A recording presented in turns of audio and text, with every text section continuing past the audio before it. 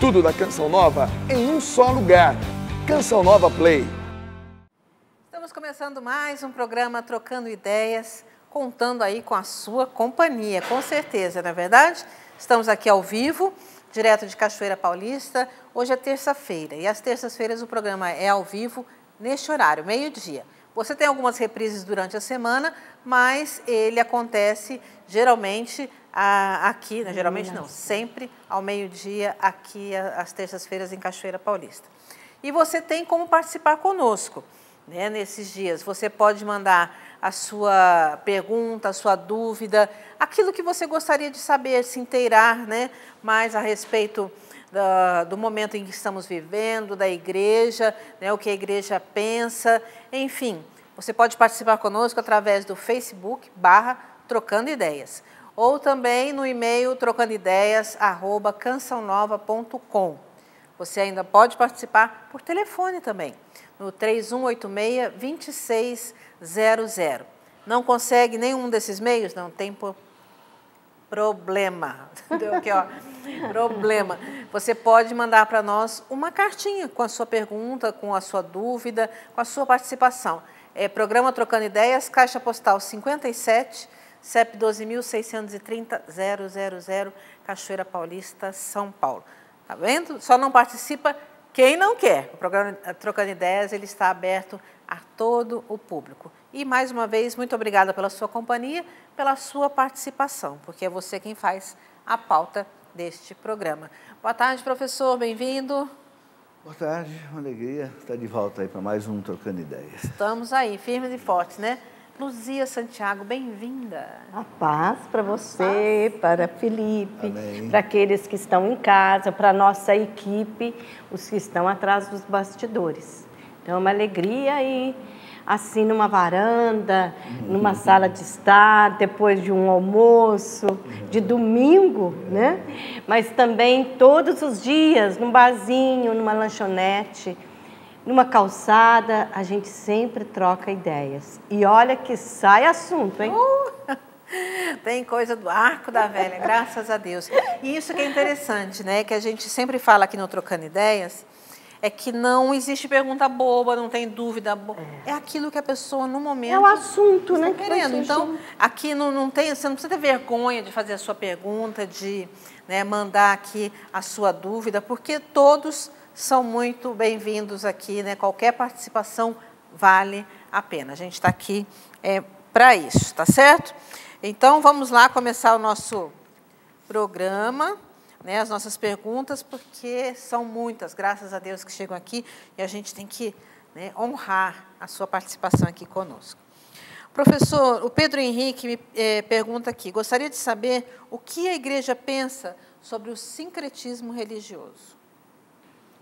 Bom, o sincretismo religioso significa você misturar várias religiões, várias crenças. É claro que a igreja não aprova isso, né? Católico é católico, deve viver sua fé católica. Quem é de outra crença, outra religião, viva a sua crença. Hoje nós vivemos aquilo que o Concílio Vaticano II chamou de liberdade religiosa, né? E a gente tem que respeitar cada um. A igreja tem o direito, aliás, diz o catecismo, até o dever, de ensinar a doutrina católica. Porque é o que o Cristo deixou, os apóstolos receberam e passaram para nós. Agora, nunca a fé será imposta, a fé sempre é proposta. Propõe, quem quer segue, e ela tem que ser proposta pelo convencimento, pela verdade, né? Houve no passado muito erro, até na história da igreja, lá na Idade Média, que se impunha a fé, né? No tempo de Carlos Magno, por exemplo, se impunha a fé, ou aceita a fé, ou vai embora do país, às vezes era até perseguido, acabou. A moral vai sendo aperfeiçoada e a igreja entende hoje perfeitamente, ela tem que ensinar a doutrina que o Cristo deixou, mas quem não quiser não siga. Agora, não se pode misturar as coisas, entendeu? Não pode. Ou, que é católico, quer viver a sua fé evangélica viva, outro espírito, mas não misture as coisas, porque aí você falsifica a própria doutrina, né? Mesmo seja deles ou seja nossa. Okay? Então a igreja não recomenda o sincretismo. Podemos rezar juntos, veja bem, mas aí a igreja toma cuidado do seguinte, porque tem duas coisas que a igreja ensina. é o ecumenismo, que é você unir as religiões cristãs, quem aceita Cristo como Deus. E o diálogo ecumênico é com quem não aceita Cristo como Deus. Aí é diferente, né? Por exemplo, hinduísmo, budismo, islamismo não aceitam o Cristo como Deus. Então aí é uma conversa diferente do ecumenismo, né? Mas o ecumenismo, o Papa João Paulo II explica muito bem na encíclica dele, né? Ut unum sint, que todos sejam um, né? Que nós não podemos abrir mão da verdade. Ele fala, a unidade feita fora da verdade não é uma unidade autêntica. Então, unidade feita na verdade, cada um com a sua, vivendo assim. Até ontem eu estava vendo uma matéria que eu achei até interessante, uma pessoa falando dos nomes dos filhos, né? Porque hoje em dia... E ela dizendo, as crianças tinham tudo nome composto, aí era assim, um porque era, vamos dizer assim, Luzia em homenagem a Santa Luzia. Então a mãe chamava Luzia Shiva, porque era em homenagem ao Deus hindu. Ao Deus hindu. Então, é assim, né? Aí vem isso que o senhor está falando também, porque às vezes a gente pega, acha bonito, né? E vai levando, mas, na verdade, ela não está professando uma fé ali, né? Está com o pé nas duas canoas, vamos dizer assim, né? E isso, para nós católicos, né? Para nós cristãos e católicos, é inadmissível, né, professor? Ou é católico ou não é católico. Inclusive, a igreja recomenda, o catecismo traz isso bem claro, os pais devem colocar nos filhos nome de santos. Uhum. E não é só um tradicionalismo. Aqui, você colocando o nome de um santo com devoção numa criança, a criança já tem um intercessor no céu. E os santos intercedem por nós sem cessar, diz a liturgia. Então, se você tem um santo com seu nome, ele intercede por você. Agora, se você põe o nome de alguém que não é santo, perde a oportunidade de ter um intercessor. Aí. Luzia, tem uma pergunta interessante aqui. A Kelly Oliveira, ela quer saber sobre uma novela que uma TV secular está passando sobre Jesus. E tem um papel de Maria ali, né, que é meio duvidoso. Nós, católicos, devemos continuar assistindo? Foi exatamente o que eu ouvi de uma pessoa que veio prestar um serviço aqui me dizendo assim: você já percebeu que a novela X está denegrindo a imagem da Virgem Maria? E eu falei, olha, eu não assisto novela. E ela começou então a conversar comigo e eu disse, olha, por mim, eu já não assisto novela. Eu não assistiria. E ela disse assim, foi isso que eu fiz. Então, tudo que denigra a nossa fé cristã, né? E eu tenho certeza que a mesma coisa, os muçulmanos, os judeus, outras religiões, baniriam isso da sua vida, né? Por quê? Porque nós temos que fazer as nossas escolhas. E essas mentalidades, esse tipo de mensagem subliminar, vai passando e vai entrando. E daqui a pouco, sem nós percebermos, nós estamos com dúvida disso, com dúvida daquilo, com dúvida daquilo outro, da nossa fé cristã, da nossa doutrina. Então, eu respondo para você que não assista mesmo essa novela, por mais bonito que seja, por mais que as cenas, Cristo, os apóstolos, mas você gostaria que denegrisse a imagem da sua mãe? Claro que não. Então, eu digo, infelizmente, há sempre essas mensagens que vão entrando e vão confundindo tantas pessoas. O que não está no Evangelho, nós temos que tirar da nossa vida. Sabe, Luzia, tem outra coisa interessante. Essas novelas, elas são muito atraentes, porque o povo gosta de filme, de novela. O brasileiro gosta de dramaturgia e é muito bom, né? Sobre Deus, especialmente sobre Jesus, né? Então, isso realmente atrai muita gente, tem que tomar esse cuidado que você colocou, porque realmente, se está ferindo aquilo que a gente aprende com a igreja, não deve assistir mesmo. Aquilo que fere a doutrina católica, a gente é melhor preferível evitar. Não. Até a palavra de Deus foi um dos versículos que eu mais guardei na minha vida. Quando eu comecei a estudar a Bíblia, a palavra de Deus, fazer o diário espiritual, a Bíblia foi escrita para você, do Padre Jonas, e depois outros livros sobre a palavra de Deus, do próprio Padre Jonas e de outros autores, eu comecei a fazer meu diário espiritual e eu decorei esse versículo, inclusive, ele é um termômetro para o meu discernimento nas coisas que eu preciso ir verificando, fazendo um discernimento. Tudo me é permitido, mas nem tudo me edifica, de São Paulo. Então, tudo eu posso, mas vai me edificar? Vai me construir? Vai me fazer uma pessoa melhor? E assim por diante. Então, parabéns até você fazer esse tipo de questionamento, é sinal que você não está entrando assim, como muita gente faz, num barco furado. De gaiato no navio, né? De gaiato, Ai, ai, que bom. Então, tá aí. Professora Luciana diz assim, professor, eu gostaria de fazer uma pergunta sobre os dinossauros. Eles viveram antes ou depois de Adão e Eva? Porque minha filha me fez essa pergunta e levantou a curiosidade, e eu também não sei. Olha, a gente não sabe exatamente ainda quando exatamente surgiu o homem inteligente, né, na face da Terra. A ciência não chegou lá ainda. Não sabe se foi há 100 mil anos atrás, se foi há, sei, alguns falam até em 10 mil anos atrás só. Então, são teorias que não têm ainda uma definição científica. Então, nós não sabemos. Agora, os dinossauros existem há milhões de anos. Então, pode ser que os dinossauros tenham existido, sim, antes do homem. Entendeu? Porque quando Deus chamou Adão para dar a ele todas as coisas, a natureza já existia. Os animais já existiam, né? O homem foi a última criação de Deus. Então, realmente... Talvez ele não estivesse na barca de Noé, né?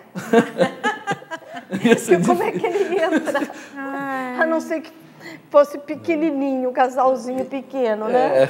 Não, e algumas pessoas perguntam se os dinossauros existiram. Existiram, sim. É histórico, é científico, né?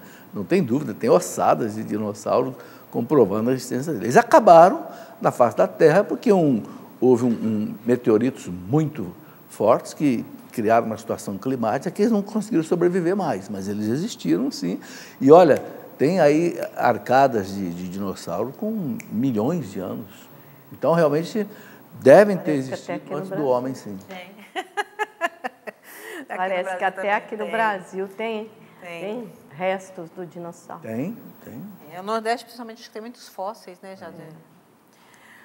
Luzia, a Cida Gomes diz assim, estou separada há 16 anos. Não arrumei ninguém depois do meu marido. E agora que minha filha vai casar, penso em casar novamente. Eu posso anular o primeiro casamento, pois, na verdade, ele não existiu por parte do meu ex-esposo. Mas eu não quero sair da presença de Jesus Eucarístico. Você mesmo já deu a resposta. Você pode, sim, buscar no tribunal eclesiástico da sua região, da sua diocese, para montar esse processo, para começar esse processo eclesiástico, para analisar o seu casamento, o seu matrimônio. E isso, inclusive, o Papa Francisco tem facilitado bastante, né? E as dioceses têm facilitado também. Né? Eu sei aqui, na nossa diocese de Lorena, criou-se até um grupo de canonistas, de padres que se formaram para poder ajudar essas pessoas. E o processo indo em frente, você pode, se a igreja der esse consentimento, o seu casamento nulo, como nulo, não a nulidade, mas como nulo, como não tendo existido o sacramento do matrimônio, você poderá, com certeza, contrair um matrimônio com a pessoa certa na sua vida. Aí, né? Vale a pena, realmente, aqui na nossa diocese. Vale a pena. As paróquias existe um livrinho, sabe, muito interessante, de um padre que é doutor em ciência, em direito canônico, e doutor nesse assunto, o padre Jesus Hortal. né? Casamentos que nunca deveriam ter acontecido. É um livrinho, é fino, mas é interessante que ele ensina como fazer esse processo. E ali tem todas as o libelo, perguntas, né? isso. Fazer o libelo, o pedido, né? Para o tribunal, e depois como acompanhar o processo e tal. E é uma série de detalhes que, se a pessoa não observar bem, às vezes atrasa porque faltou acompanhar melhor o processo. Então, tá aí a dica do professor.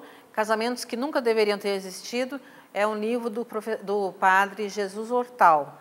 Se eu não me engano, ele é da Loyola. Muito prático, muito bem fininho, prático. Bem antigo. Se você procurar aí numa livraria, ou talvez na loja virtual da Canção Nova tenha, mas vale a pena você se inteirar. Da editora Loyola. Loyola, né? Tá aí. Professor, a Janaína Pavão diz assim: tive uma gestação de gêmeos, placentas separadas, e com 9 semanas, um dos embriões parou de evoluir. Não soube o sexo do bebê. Hoje, o outro bebê já está com 6 meses. Minha dúvida é: como a Igreja Católica trata em relação a batizar ou abençoar esse embrião que não evoluiu? Assisti um filme recentemente onde uma criança teve uma experiência de conhecer o céu e Jesus apresentou a irmãzinha que a mãe perdeu. Ela não tinha nome, pois não havia sido batizada. Me tocou muito esse filme. Gostaria muito de abençoar ou de alguma forma batizar esse anjinho que esteve em meu ventre. Olha, se a criança morreu no ventre da mãe, não pode mais batizar. Uma coisa que deixa muito claro é o seguinte: todos os sacramentos só podem ser ministrados uma pessoa que já nasceu e que está viva. Inclusive, se, por exemplo, há um aborto natural, né, e a criança, o feto, está vivo, ele pode ser batizado. Se tem dúvida, pode fazer o chamado batismo sob condições, né? Se você está vivo, eu te batizo em nome do Pai, do Filho e do Espírito. Isso deve ser feito, inclusive em hospitais, né? Agora, se esse feto está comprovado que ele morreu, não pode ser batizado. E não pode, nem que ele seja vivo, porque não pode batizar no ventre da mãe. A criança tem que vir à luz. Tem que vir à luz. O sacramento só vale para a pessoa viva, que já nasceu, que está viva. Se morreu, o que a igreja recomenda? Rezar por essa criança. Pode fazer até as exéquias depois. Entendeu? Se a criança nascer, depois mesmo de ter nascido morta, pode fazer as exéquias dela. O Código de Direito não fala certinho. Por quê? Porque é uma criança que ela morreu no ventre da mãe, mas já era um ser humano, já tinha uma alma, né? E morreu sem batismo. Então, as exéquias é para que Deus exatamente dê a essa criança, né, o céu de maneira, na misericórdia dele, já que, né, foi para Deus sem o batismo. É o que ele recomenda. Rezar pela criança não pode batizar. Não pode batizar nenhuma pessoa que já morreu. A criança morreu, não pode batizar. Ok? Pode rezar por ela, tal, mas o batismo tem que ser pessoa viva. E não é só batismo, não. Todos os sacramentos. E é bonito a gente ver a preocupação dela, assim, porque nessa época onde o aborto está sendo discutido aí, né, o prazo de que se já um ser humano ou não, e ela com 9 semanas perdeu, então está aí. É muito bonito e Deus abençoe mesmo. Mas reze por esse seu neném, que não chegou a nascer, mas que já era o seu neném. Ô Lu, a Renata Helena, ela me disse ela diz assim, encontrei camisinha na mochila do meu esposo. Nós não usamos e somos casados há mais de 8 anos. Perguntei a ele o que estava acontecendo e pedi a verdade. Ele disse que um amigo colocou na bolsa dele há 3 meses e ele esqueceu de tirar. Como lido com isso? Pois somos servos na igreja, eu na RCC, ele na liturgia. E esta não foi a primeira vez, já aconteceu há alguns anos atrás. Já quase nos separamos outras vezes e hoje somos pais. Mas vejo que o amor não basta para seguir juntos. Me ajudem, por favor. É uma questão de ficar um pouquinho em silêncio, né? Porque é muito complexo, é um relacionamento a 2 e é grave, eu falo isso, né? Porque o matrimônio não é uma brincadeira, um amigo colocou uma camisinha, não vamos discutir isso. Eu penso que essa questão nós aqui não devemos entrar. Mas eu penso que vocês precisam, né, algo que nós, casais, precisamos fazer, crescer na transparência, no diálogo. Transparência é diálogo, é conversa, é tirar a desconfiança, né, e pedir aos poucos que cada um vá abrindo o jogo. Porque nós sabemos que a camisinha é um sinônimo de adultério.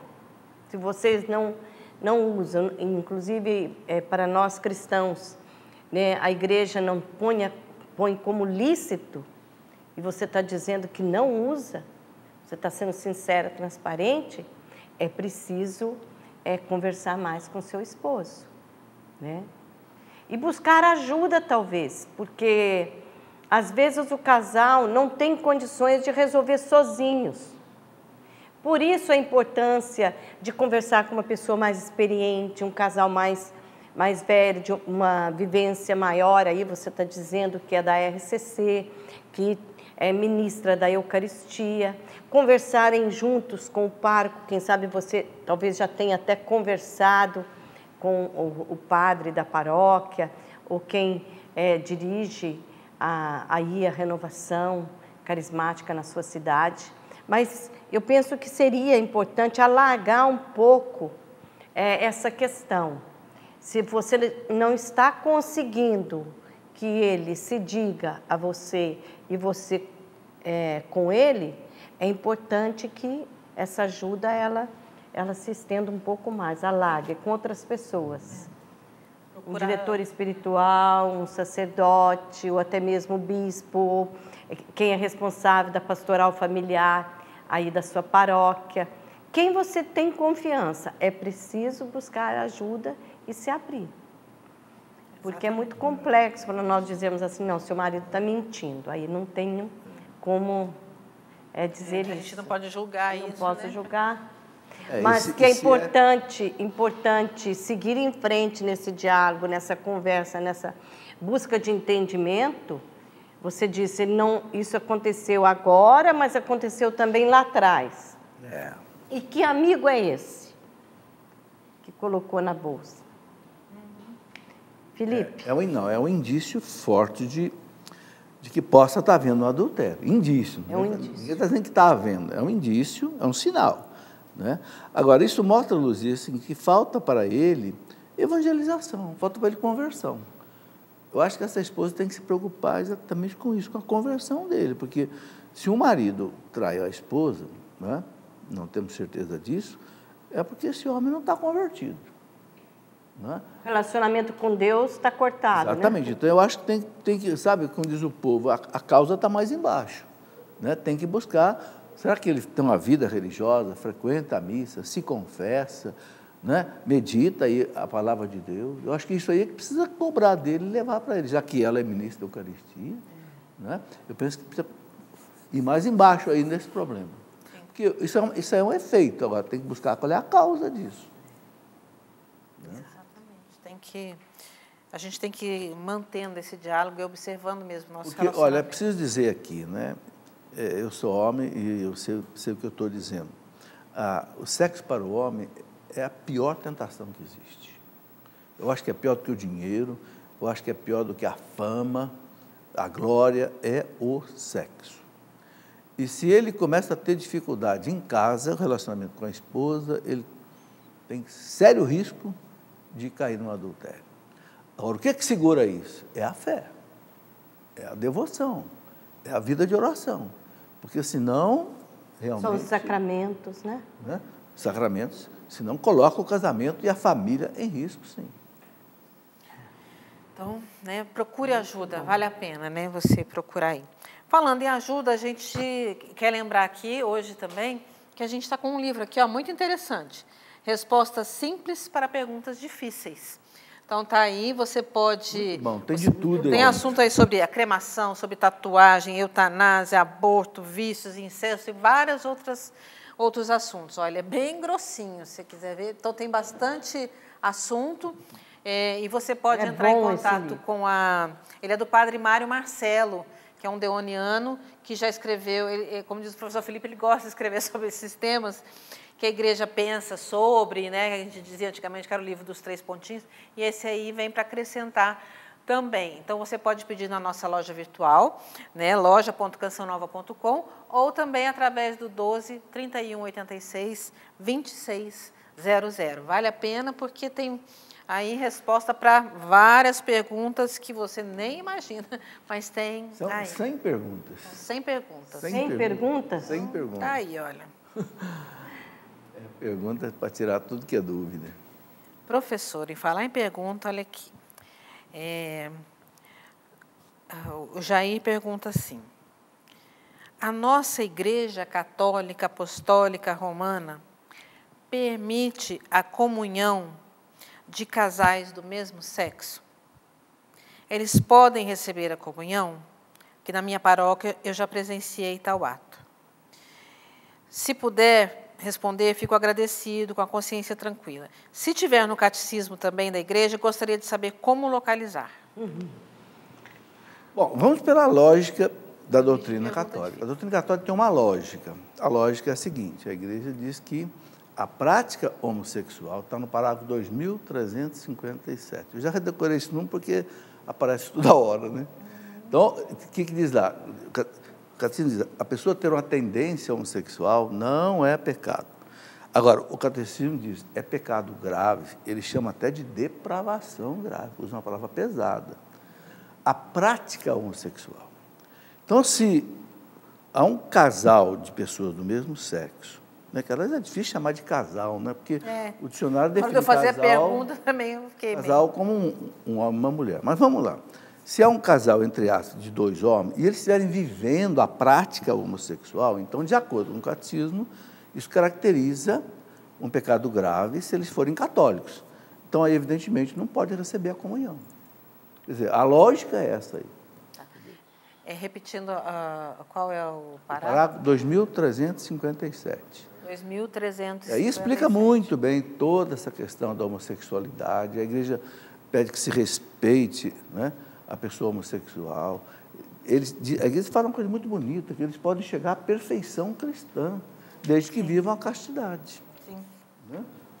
Inclusive, o Papa Bento XVI, ele normalizou, inclusive, uma pessoa que tem a tendência homossexual, pode ser, inclusive, sacerdote? Pode, desde que ele observe, por exemplo, algumas observações que o Papa colocou. Por exemplo, durante 3 anos no seminário, ele mostre, né, que não vive prática sexual, nem pretende viver, não é a favor, né, da vive a castidade, né?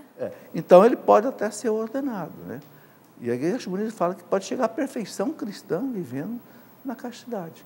Agora, na lógica da doutrina católica, evidentemente, né, não poderia receber a Eucaristia. E também eu penso que hoje em dia nós estamos assim numa sociedade que tudo é normal. Né? É claro que o sacerdote ou o ministro da Eucaristia, que está distribuindo a Eucaristia, ele não vai compete a ele. Ali, naquela hora, dizer: olha, você não pode comungar. Sai daqui da fila da comunhão. Não, de jeito nenhum. Então, o fato de um casal assim, a gente chama casal porque não tem outro termo, outra né? definição. De 2 pessoas do mesmo sexo morarem junto, terem relacionamento e serem até casados, né, no civil. Uma união estável. União estável. Não significa que ali ele entre na igreja católica, vou falar católica porque nós estamos falando da doutrina católica, e ele vai ser rejeitado, ou ele vai ser espanado daquele lugar, ou da Eucaristia. Nunca se vai fazer isso. Por quê? Porque a igreja respeita a consciência da pessoa. Não é? Pode ser o maior pecador que entre ali na fila da Eucaristia, o padre ou o ministro não vai dizer show. Pelo contrário, né? Entrou, vai comungar. Agora, está entre ela e Deus. Agora que existe uma autorização, desculpe, não existe. Nem o Papa Francisco, ele liberou isso, né? Eu estou vendo aqui 2.357, eu estou aqui no meu... Os outros também A castidade e a homossexualidade é o título, né? Acho que vale a pena. E eu incentivo muito, nós temos o novo catecismo, o manual, assim como a Carla está pegando, né?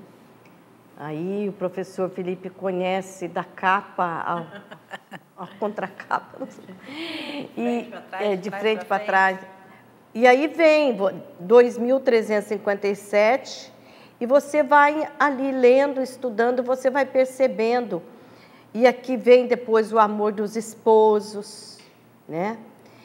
Toda essa questão, como ele falou, da afetividade, da sexualidade, a fidelidade conjugal, que nós conversamos agora há pouco, né, sobre aquela pergunta Excelente. Da camisinha, né, a fecundidade no matrimônio.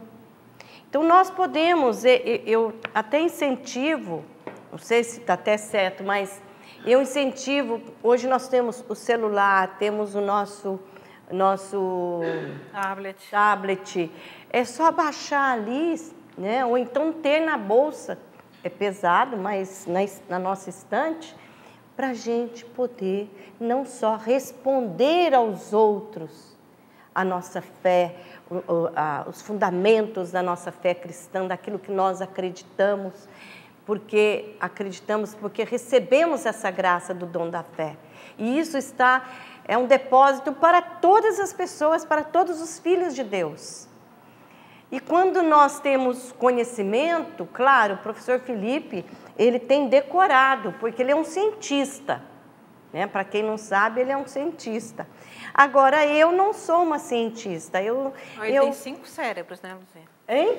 Ele tem. Eu não sou uma cientista, mas eu conheço. Então, embora eu não cite, você também não vai citar, mas você tem aquele conhecimento que vai ajudar você a até fazer um discernimento da própria vida, né? Das suas escolhas. E outra, vai poder criar os seus filhos assim. No seu namoro, você vai poder dizer para o seu namorado, olha, nós temos isso, essa orientação, né, da igreja, e assim por diante, porque isso vai afinando também a nossa mentalidade, para que nós fiquemos com a mentalidade de Cristo. Não cair no relativismo, né, Lúcia? Que não condena ninguém. Relativismo moral, relativismo religioso. Que não condena ninguém, mas diz, vai em paz e não peques mais. Seria jogar pedra nesse casal, né, que a senhora, a pessoa fez uma pergunta. Não, mas de dizer, né, vamos orar por essas pessoas e que a graça de Deus Inclusive, as alcance. Luzia, eu queria destacar isso que você falou. Não cabe ao ministro da Eucaristia dizer se vai dar a comunhão ou não. É a pessoa e a concerto dela com Deus que vai decidir essa questão. Sim. Porque tem muito, tudo isso que ela está falando, tem muito da ignorância. A ignorância na falta de saber mesmo, né? Então, eu sempre digo isso aqui religiosa, também. Né? Para mim, a Bíblia Sagrada, né, a Palavra de Deus, e o Catecismo, eles têm que ser livro de cabeceira da gente. Porque, às vezes, a gente se debate com as coisas que está tudo ali explicado, está tudo ali entendido. Então, vale a pena a gente... O Catecismo, ele tem resposta, olha, se não é para 100%, é para 99,9% dos nossos questionamentos, né? E de uma maneira muito simples. E que, às vezes, a gente sofre porque... E outra coisa, por falta de cara, conhecimento. Importante, né? Ele abrange toda a doutrina católica, né? Você acha tudo ali, toda a parte do credo, que é a teologia dogmática, toda a teologia sacramental, toda a teologia moral e toda a teologia espiritual. Então, quer dizer, é claro que é um compêndio, é condensado. Isso aqui é que nem um comprimido, né? Você solta ele na água, ele faz um efeito enorme. Mas aí tem, sabe, são São 6 anos que 12 cardeais trabalharam para montar isso. E depois o Papa mandou para todos os bispos do mundo, recebeu, né, um feedback aí para depois aprovar. Então, é uma obra monumental, né? Basta dizer que o catecismo anterior foi de 1565, há mais de 400 anos atrás, e foi depois da reforma depois da contra-reforma de Lutero, né? Então, é uma obra realmente para durar aí, eu acho que mais de 200 anos. Estamos no comecinho dele, né? Ele é jovem. A igreja faz as coisas para durar, né? Você vê o Concílio Vaticano II, já tem mais de 50 anos e ninguém pensa em fazer um Vaticano III ainda. Verdade. Então, vamos lá.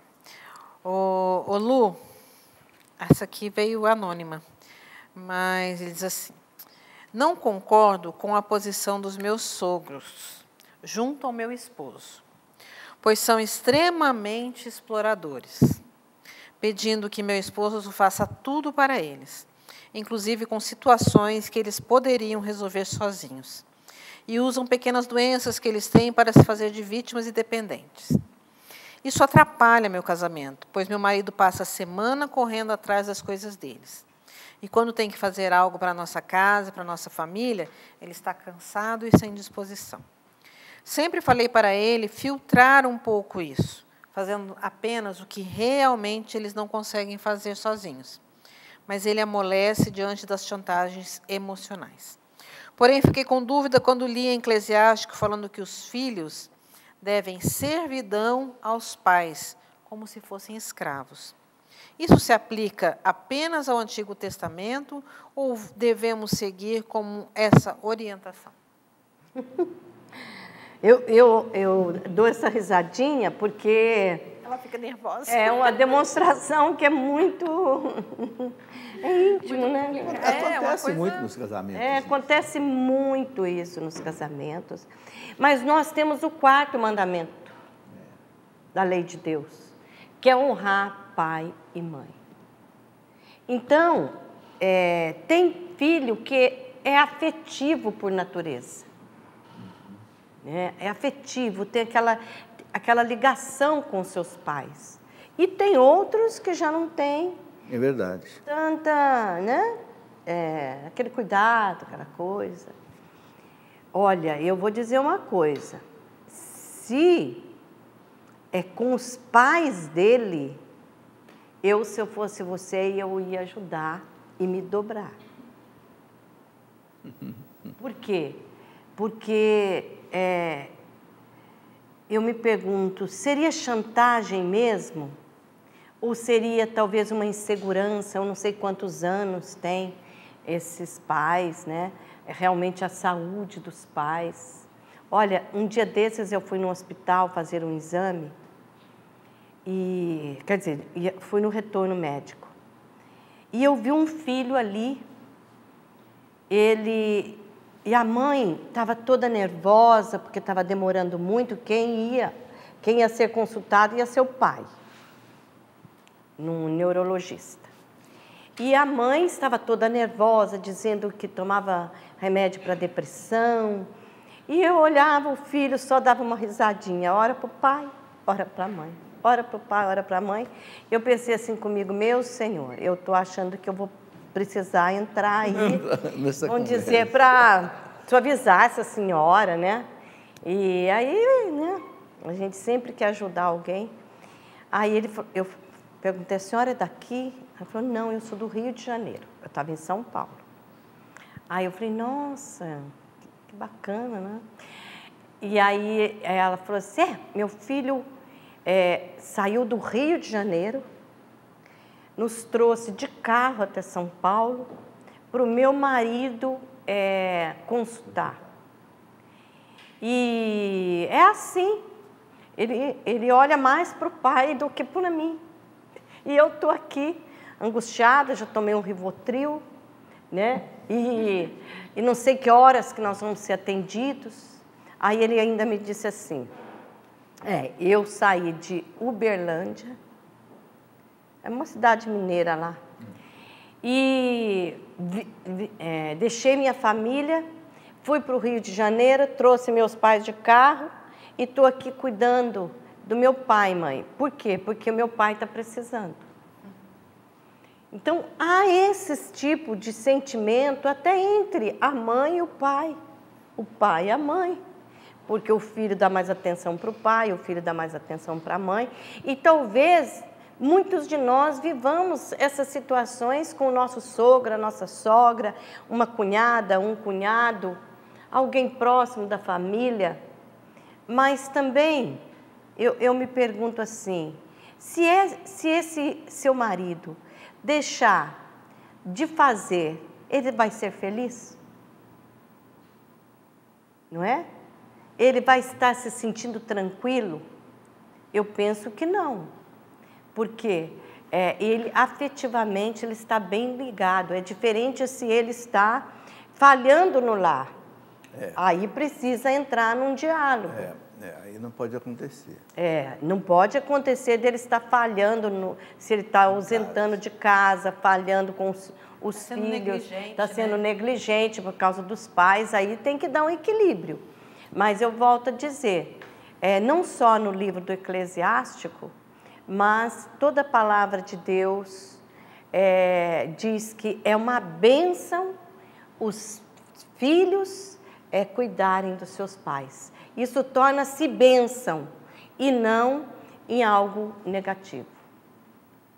Eu dei esse exemplo assim porque eu fiquei impressionada com o amor daquele filho que saiu da cidade dele para ir buscar o pai e a mãe, veio pela Dutra fora e para uma consulta para o pai e ainda no outro dia ia ter uma outra consulta para a mãe. Eu pensei comigo, esse é um filho que honra seus pais. Eu acho que uma coisa também que pode ajudar, Luzia, saber se ele tem mais irmãos que possam dividir um pouco com ele essa carga de Isso é importante. Ele coloca aí, são muitos problemas que o pai coloca, né? Será que não tem mais irmãos que possam... Eu tenho 5 filhos, sabe? E eles gostam de cuidar de mim. Mas eu nunca deixo pesar num só. Não, eu distribuo os problemas, entendeu? Do Mateus até o André, do maior eu distribuo. O problema de saúde é com a Priscila. Todo mundo quer cuidar de você, né, Felipe? Eu sei disso. Sabe, aí não pesa, porque todos são casados, todos têm filho pequeno, que dá trabalho, não trabalham.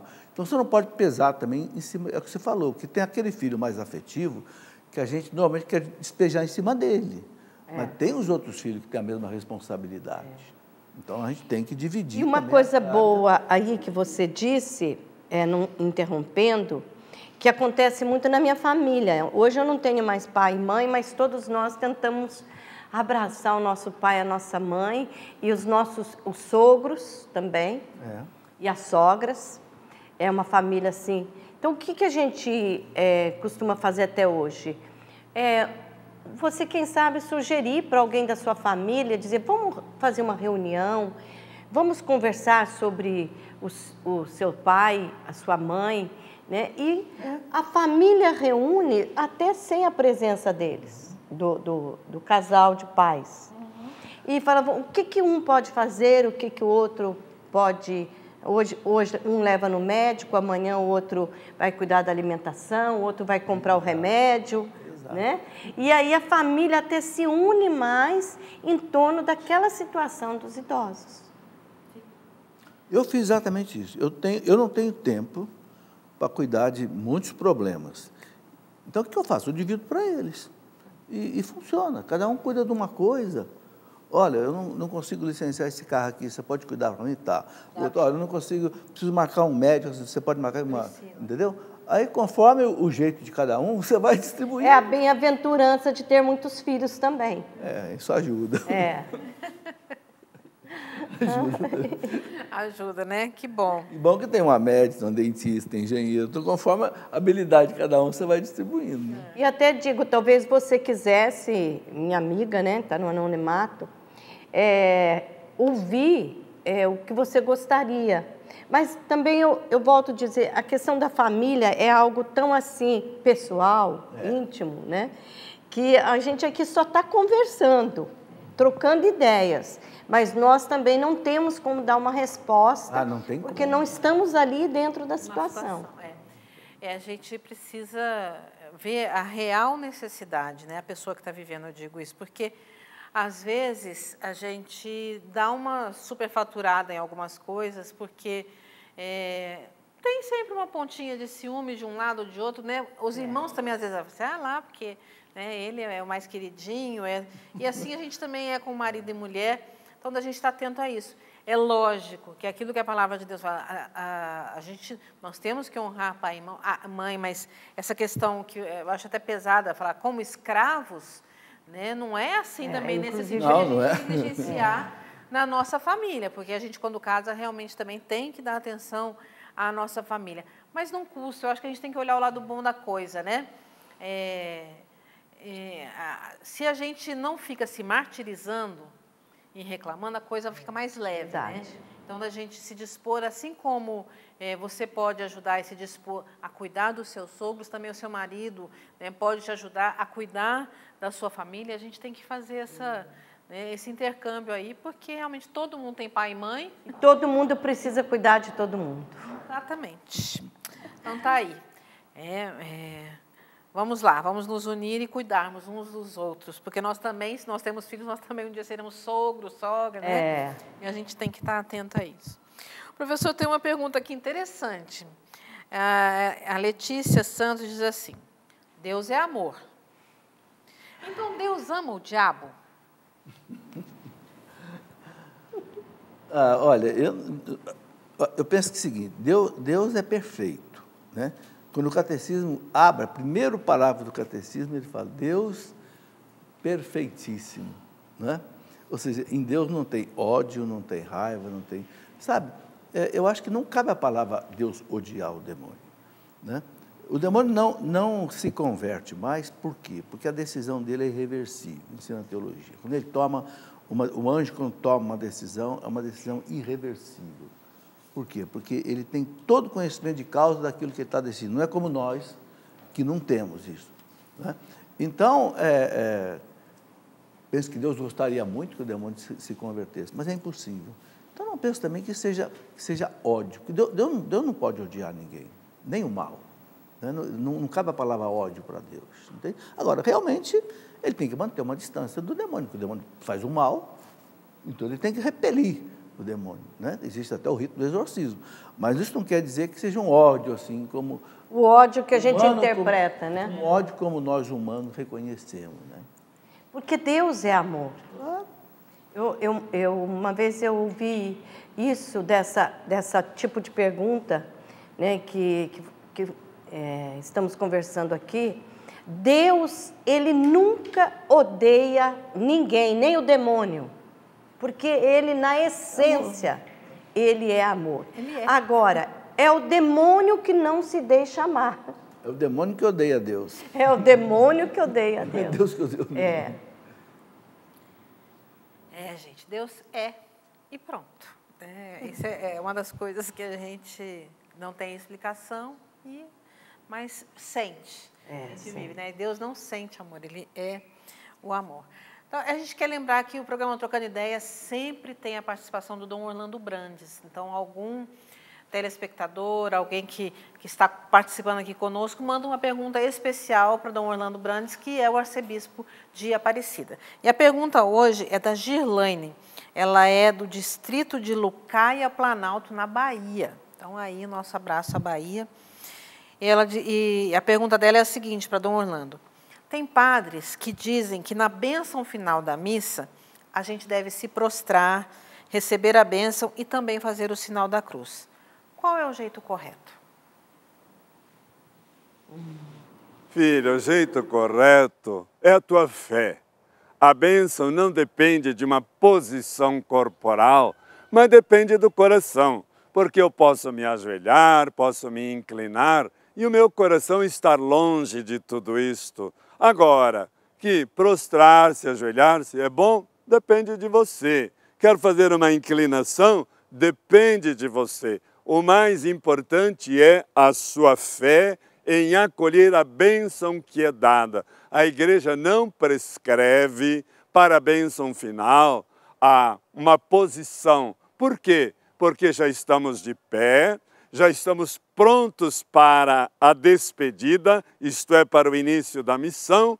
Então, estar de pé, recebendo a bênção, é como que dizer, agora, terminada a celebração, vamos para a missão. A igreja em saída, a igreja na estrada.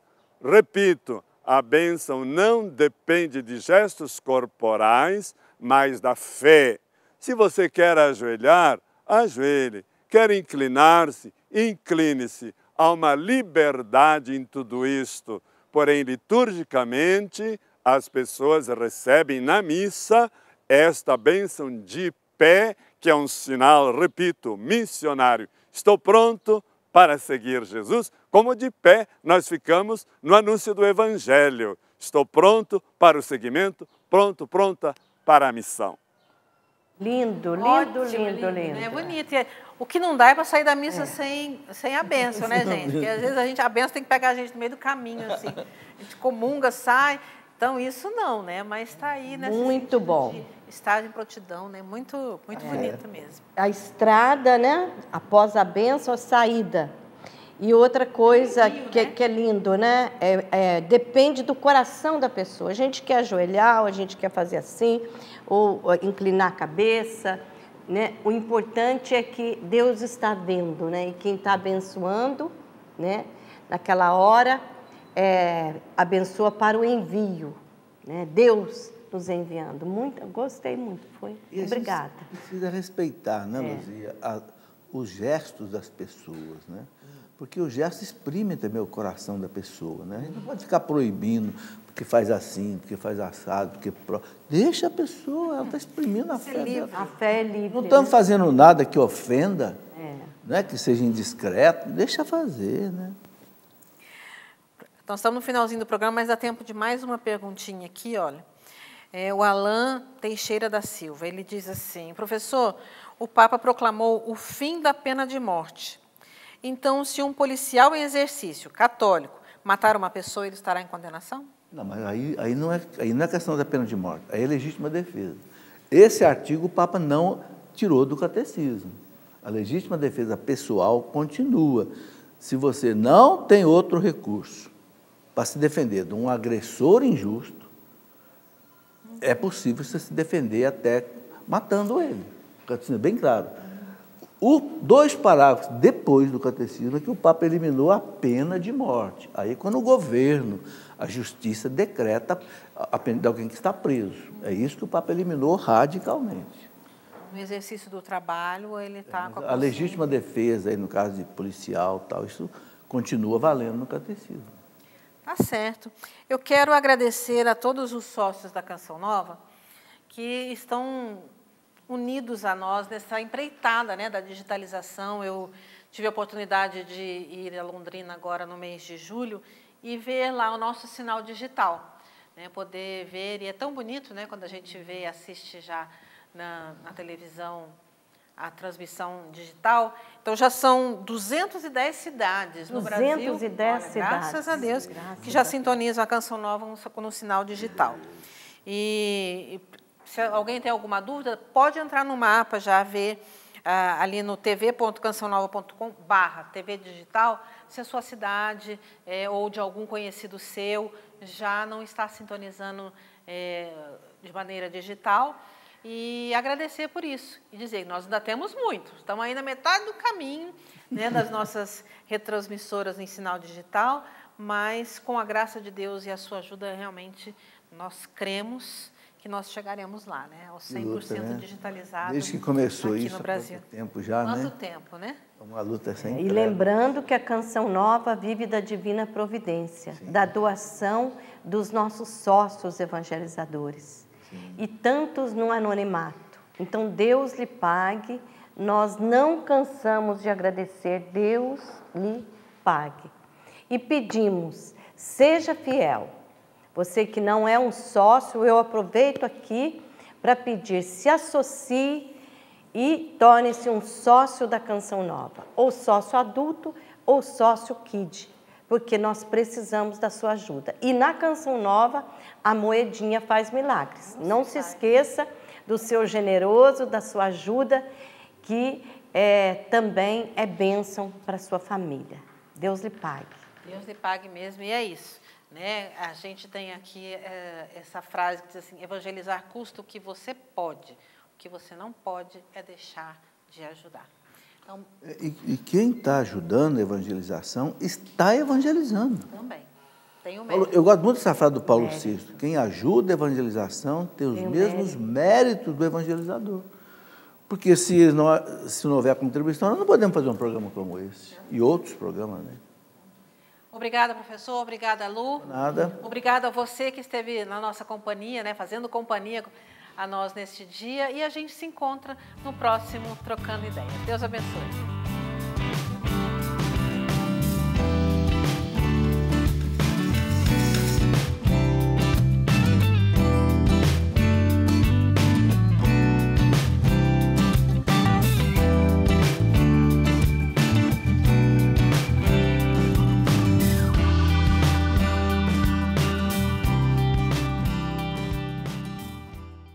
Tudo da Canção Nova em um só lugar. Canção Nova Play.